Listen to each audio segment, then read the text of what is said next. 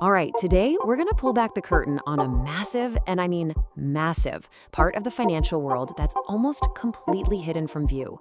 It's a wild story of risk, regulation, and literally trillions of dollars changing hands in the shadows. So let me just kick this off with a question for you. What if I told you there's a financial market out there worth $2.5 trillion, and you've probably never even heard of it? Well, it's real, it's growing like crazy, and honestly, it's changing everything about how money moves around the planet.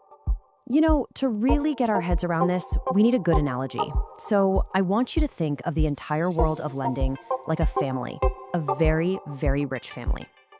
And in this family, you've got two main players. On one side, you have the strict parents. These are your traditional banks, right? They're heavily regulated, super cautious, they follow all the rules, and they say no a lot.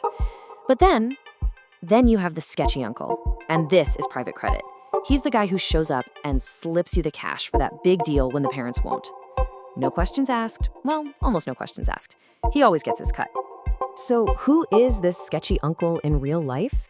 Well, private credit is basically just huge investors. We're talking pension funds, insurance companies, you name it, loaning money directly to other companies.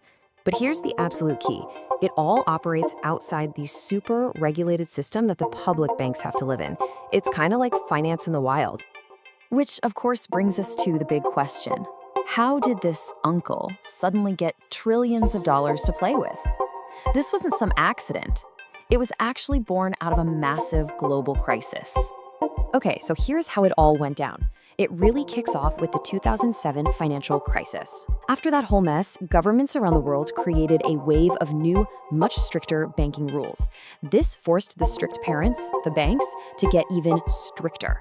They had to pull way back on making riskier loans, and that created this huge gap in the market. And guess who was more than happy to step in and fill that gap? Yep, the sketchy uncle. And he didn't just step in, he completely took over. Since 2007, the private credit market has just exploded. We're talking about it growing 10 times bigger in a little over a decade. 10 times. I mean, just look at the sheer scale of this chart. Back in 2007, this was a pretty small corner of the market, maybe $250 billion.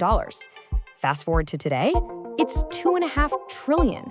That is a tidal wave of money that has completely reshaped the world of finance.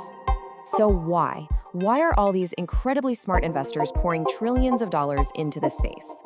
Well, it turns out the sales pitch is pretty much irresistible. This right here. This is the magic phrase. It's the holy grail for any investor. The core promise of private credit is that you can get the kind of high returns you'd normally expect from the stock market, but with the low, stable, boring risk you'd get from the bond market. I mean, it sounds almost too good to be true, doesn't it? And here's how that promise breaks down visually. You know how it is. Stocks can give you amazing returns, but they also come with those heart-stopping ups and downs. Bonds, on the other hand, are super stable, but the returns can be, well, kind of boring.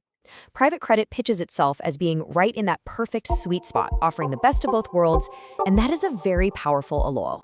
Whenever something in finance gets this huge, this fast, it doesn't just change the numbers on a screen. It creates a whole new culture. And right now, there is a very specific type of person who is just obsessed with this stuff. And yeah, this is the archetype. He's probably named Dave. He's definitely wearing the Patagonia vest over his button-down. And if you get stuck next to him at a party, he will not stop talking about the game-changing opportunities in private credit. This is the new face of the boom. And what's so funny about this is that it's a brilliant piece of rebranding. The evangelists of this new world have basically taken what is, at its core, just lending money, which is historically a pretty dry topic, and they've made it sound exciting, new, and dare I say it, kind of sexy. And you knew there was a but coming? This brings us right back to the central problem in our little family story. This entire $2.5 trillion boom has been built on a foundation that exists outside of the normal rules. So let's be really clear about the trade-off here. The sketchy uncle is so popular because he doesn't have the parents' strict rules. There's no Federal Reserve looking over his shoulder every second. But that means the risks are totally different. Your money can be locked up for years, and it's incredibly hard to know what these loans are actually worth from one day to the next. The whole system works precisely because it operates in this regulatory shadow. And that leaves us with the big, unanswered $2.5 trillion question.